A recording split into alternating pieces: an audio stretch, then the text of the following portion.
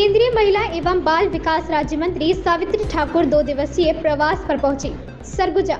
देखिए BC news network अतुल्य भारत चेतना के लिए सरगुजा छत्तीसगढ़ से संवाददाता राजेश प्रसाद गुप्ता की ये खास रिपोर्ट। केंद्रीय महिला एवं बाल विकास राज्य मंत्री सावित्री ठाकुर 2 दिवसीय प्रवास पर सरगुजा पहुंची हैं। यहां आज उन्होंने जहां आंगनबाड़ी और सखी सेंटर का निरीक्षण किया, वहीं मीडिया से बातचीत में उन्होंने केंद्र सरकार द्वारा जारी किए गए बजट के बारे में बताते हुए कहा कि वंदे भारत प्रोजेक्ट के तहत छत्तीसगढ़ को भी लाभ मिलेगा। इसके तहत वंदे भारत योजना के तहत कॉरिडोर का निर्माण किया जाएगा। वहीं प्रधानमंत्री मुद्रा लोन योजना के तहत अब लोगों को 10 लाख की जगह 20 लाख का लोन दिया जाएगा ताकि युवाओं को रोजगार मिल सके। वहीं युवाओं को कौशल प्रशिक्षण के तहत ट्रेनिंग भी दिए जाएंगे। उन्होंने कहा कि प्रधानमंत्री ने ग्रामीण क्षेत्र की सड़कों को जोड़ने के लिए 13,000 करोड़ रुपए का बजट का प्रावधान किया है। इससे करोड़ों लोगों को फायदा मिलेगा। योजना हम बना रहे हैं, पूरा सर्वे हो रहा है इस पे, कहाँ का आंगनवाड़ियाँ नहीं है और कहाँ हमको बनाना चाहिए। और ये हम केंद्र सरकार राज्य सरकार को निर्देश दे रही है कि आपका पूरा डाटा दीजिए, कहाँ पर हमको आंगनवाड़ियाँ होना चाहिए या जरूरी कहाँ पर है। ये सिर्फ हम राज्य सरकार को निर्देशित करते हैं, राज्य सरकार को हम सहयोग करते हैं और उनको सहायता देते हैं। ऐसी जगह का सर्वे होगा। और जहाँ तक मैं जानती हूँ कि आदिवासी बेल्टों में जहाँ करके छत्तीसगढ़ का मामला है, यहाँ पर आपके यहाँ नक्सलाइट क्षेत्र है, यहाँ पर मैंने अभी कल परसों भी बैठक ली, जो कि मेरे को बहुत सारी चीज़ें सामने आई है, जो कि हम डाटा लेना चाहते हैं कि वहाँ आंगनवाड़ी चल रही पर वहाँ टावर नहीं है। तो बहुत सारी चीज़ें यहाँ पर कुछ दिक्कतें निस्तानी भी है, उसको हम जाके मैं रखने वाली हूँ, उसको जल्दी से जल्दी सॉल्व करेंगे ताकि ये दिक्कतें खत्म हो, ताकि वहाँ का सर्वे जो डाटा है वो पूरा पहुँचे और भारत सरकार को ये पता चले कि आदिवासी बेल्टों में कहाँ आंगनवाड़ी चलाना चाहिए, कितने गांव में नहीं है और कहाँ पर किराए के बिल्डिंग चल रहे हैं, हम आगे व्यवस्था क्या कर सकते हैं, उस पर हम आगे फोकस करें। इन कार्डों के माध्यम से उनका भी इलाज फ्री होगा। पहले इनको इस दायरे से बाहर रखा गया था, पर अभी हमने इनको जोड़ा गया है। तो सभी का फ्री में इलाज करने के लिए माननीय नरेंद्र मोदी जी दृढ़ संकल्पित है ताकि भारत में कोई भी गरीब व्यक्ति बीमारी से मरे नहीं।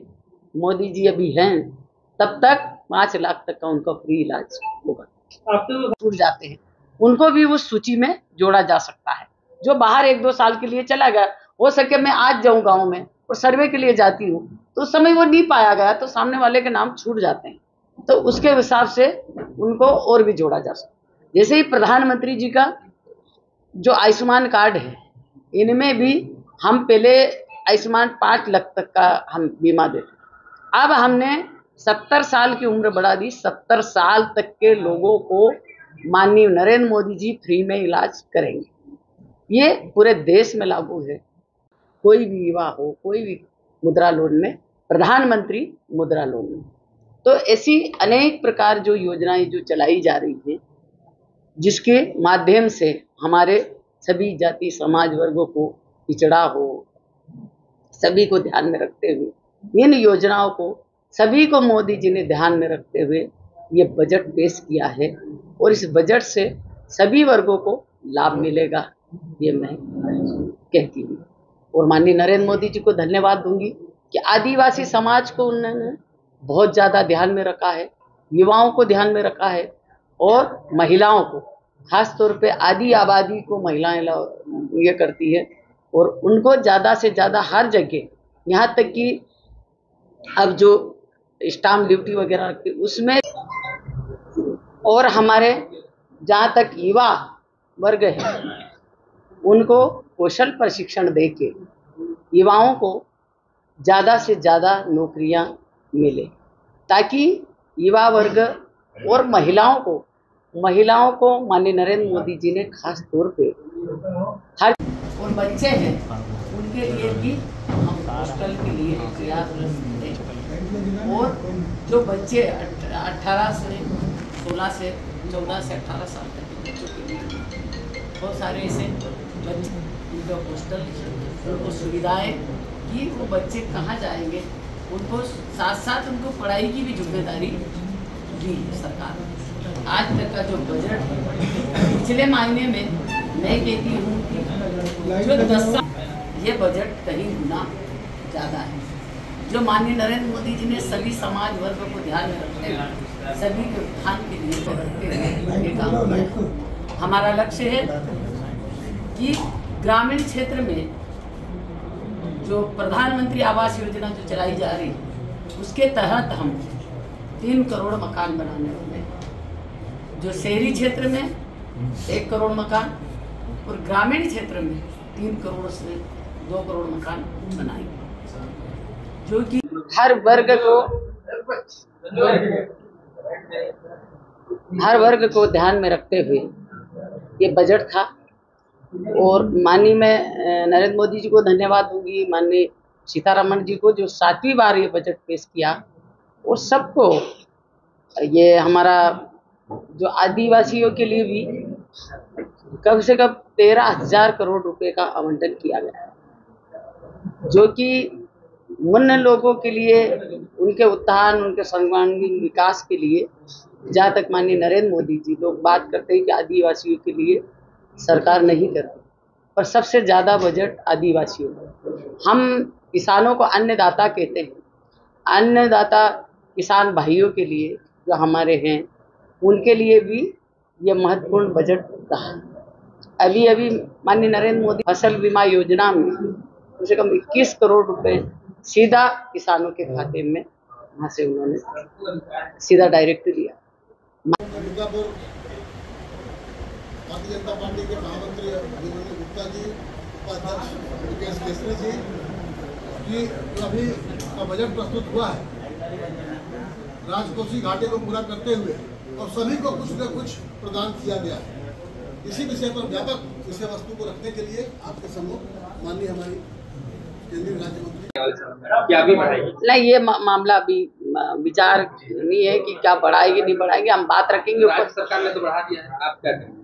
नहीं, राज्य सरकार में बढ़ा दिया, अब केंद्र में हम बैठेंगे। अभी बजट अब पास हुआ, उसको देखते हुए करेंगे। आज से लेकिन कार्यकर्ताओं को आज से हम पूरा करेंगे। गाड़ी में गर्भवती महिलाएं मिली मेरे को, और उनको बढ़िया, मैंने कहा कि हमेशा तुम कब आती हो, तो वो हमेशा आती है आंगनवाड़ी। और जो कुपोषित की बात है, तो मैंने यही देखा है कि आंगनवाड़ी में जब महिलाएं, पहले जागरूक क्षेत्र नहीं था, अब जागरूक महिलाएं आई है, आंगनवाड़ी में आती है। धीरे धीरे हम इससे काबू पाएंगे, और मैं कहती हूँ कि जो मोदी जी का जो सपना है विकसित भारत का, वो पूरा होगा। जागरूकता तो वाकई बहुत आया, शहर से ज्यादा गांव में।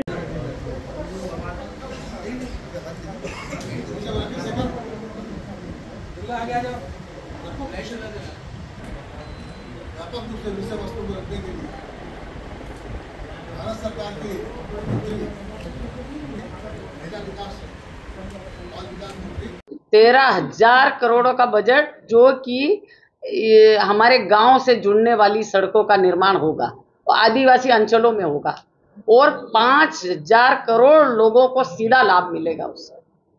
छत्तीसगढ़ में कुपोषण का जो आंकड़ा है, प्रयास करना पड़े, एक से नहीं होता कुपोषण को। वहाँ पर हम लोग कल भी बैठक ली है, मैंने कल में आते से पहले वही काम किया मैंने, और बहुत कुछ हद तक हम लोग उस पर हम उन समस्याओं को दूर कर रहे हैं, ताकि अब हमने किचन गार्डन वहीं आंगनवाड़ी में बने, ताकि तत्काल गर्म भोजन बच्चों को मिले। इससे भी हम कुछ हद तक हम एक मैडम है, जब आंगनबाड़ी भवन ही नहीं है तो किचन गार्डन कहाँ जगह है? मैं देख के ही आपको दिखा लाती, आप चलते समय वो सर्वे अनुसार जहाँ देंगे मामा वो आवंटन जाएगा। सर्वे की बात नहीं है, यहाँ जो ऑलरेडी आंगनबाड़ी पिछले 20 साल से चल रहा है उसका भवन नहीं है, तो कुछ आप यहाँ से दिल्ली जाएंगे तो कुछ भवनों की नहीं वो मिलेगी क्या? ये सवाल वो हम करेंगे आगे, यही इनसे बात करके। तो बस्तर नक्सलाइट इलाका है, सरगुजा नहीं है, बिलासपुर नहीं है, रायगढ़ नहीं है, ये नक्सलाइट बेल्ट नहीं है। ये सब जगह की समस्या, एक जगह की नहीं है। ये चाहती सरकार 70 साल तक,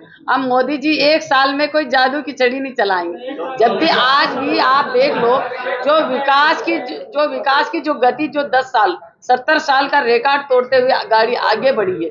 आप जो 10 साल, आप तीसरी बार सरकार बनी है, और आगे भी मैं जहाँ तक जानती हूँ, आप खुद भी इसको महसूस कर रहे हैं कि पहले की तुलना में आज विकास कहाँ से कहाँ पहुँच गया है। मैं भवन बने हुए हैं ना मैडम, वो आप लोग सरकार के पहले के बने हुए हैं, नया नहीं बना, बने ही नहीं। तो अब बनेगा ना, अब बनेगा सब चीज को। एक चीज को अगर सोचे कि हम लोग सभी एक दिन में करते तो मुश्किल है। मोदी जी हर चीज को कवर कर रहे हैं, यहाँ तक कि आज गरीब लोगों को मोदी जी जब कोरोना आया था 5 किलो अनाज उन्होंने हर घर तक पहुंचाया है। अंत में आज हम लोग सब बैठे हैं, जिंदा बैठे हैं, ये मोदी जी नहीं, माननीय नरेंद्र मोदी जी के पास पूरा वो है और ऐसा नहीं किसी के साथ भेदभाव किया है। ये सरकार है, पूरे भारत की सबकी जनता की सरकार है।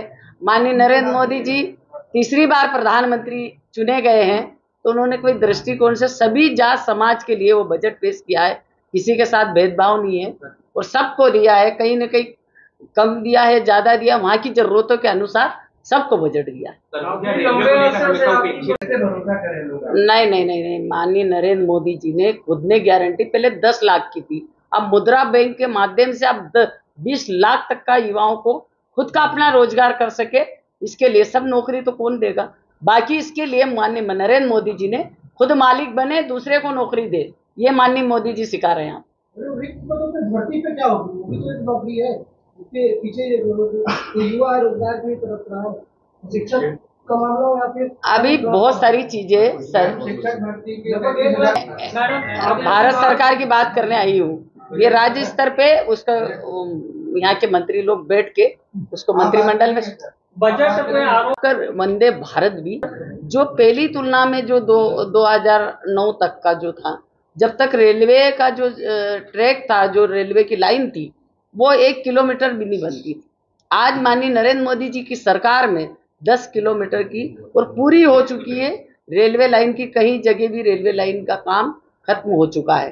तो अब यहाँ छत्तीसगढ़ को और भी वंदे भारत मिलने वाली है, कुछ कॉरिडोर मिलने वाले हैं। तो यहाँ पर आपका महादेव एक जैसा हमारा महाकाल बना है, ऐसा कि का महादेव बनने वाला है। तो आपके यहाँ के लिए भी अलग से पैकेज दिया है, जैसे और सरकारों को दिया है। तो यहाँ के लिए भी वंदे भारत ट्रेन वगैरह ये की है, कुछ कॉरिडोर बनने वाले हैं आपके यहाँ। तो ऐसे आप इस सारी चीज़ों को हर जगह की, जैसे छत्तीसगढ़ में नक्सलवादी क्षेत्र, ये सब चीज़ें देख के माननीय नरेंद्र मोदी जी ने सब देश के देख के इस बजट को फोकस किया है, कहाँ चीज़ कहाँ देना चाहिए, और वही कर रहे हैं।